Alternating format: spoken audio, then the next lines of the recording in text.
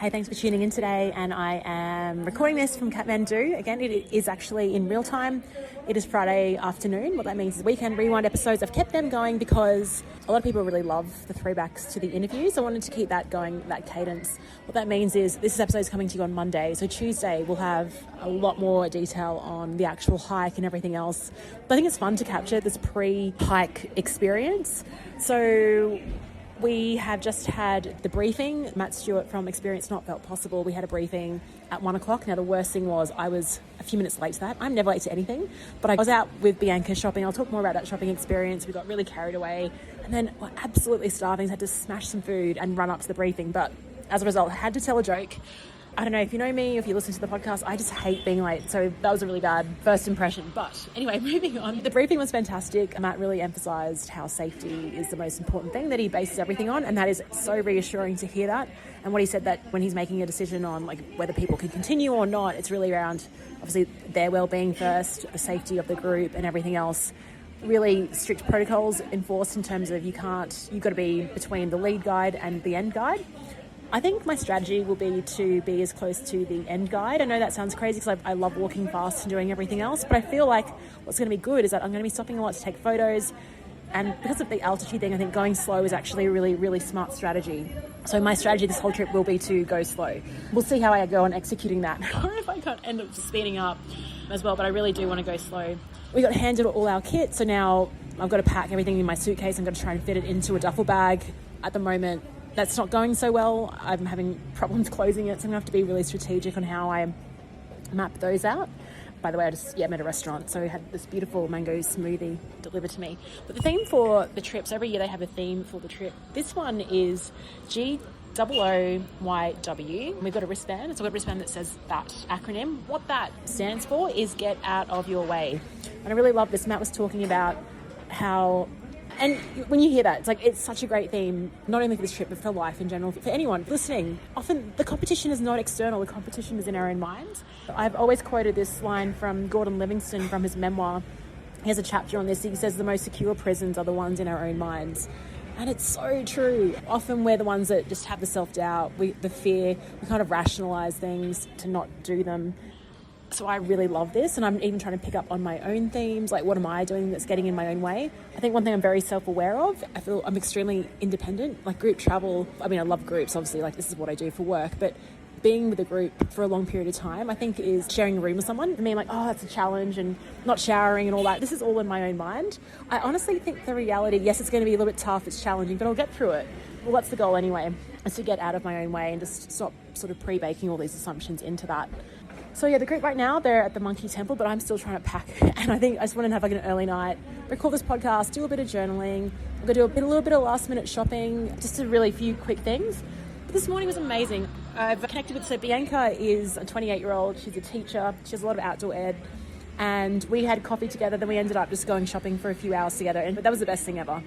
First of all, she's got some really great tips on photography and social media. So we had a lot of fun just taking photos of each other and just looking at light and how to use the iPhone to edit photos. That was fun. But also just learning she knows everything about the gear. And so we went to all these stores. Yeah, got a ton of great stuff. I did try on this, because one thing I needed was a good waterproof, windproof outer layer, like a hard shell jacket. And at this first store I tried one on, I was like, yeah, just get it. It's like $175. Like, look, I was kind of at the point where I'm like, let's just get this over and done with. But she encouraged me to continue shopping and looking around. And what I landed on was the best, most beautiful blue North Face jacket. She's telling me all about the specs, which I can't recite for you now, but it is a stunning blue jacket. It is like my favorite color. I'm so happy with it. $50. Unbelievable. I also got this beautiful lilac North Face vest for $15. Actually, I negotiated down to $13. And these down pants. So they're going to keep you really warm in the tea houses. I actually spent more on gloves than anything else. I spent $180 on 3 pairs of gloves. One just for sleeping in, just like a normal type of pair. Second is like a liner where I can actually use my phone. And the third was these insane mittens, which I think, yeah, if my hands get cold, we have an issue. Quality, really good. So tomorrow we have a 4:45 start. We're going to meet downstairs in the morning at 4:45. We fly into the most dangerous airport in the world, Lufla Airport. And then I think we track, it was either for 9K or for 9 hours. I can't remember which one. I feel like it's 9 hours or 7 to 9 hours or something like that.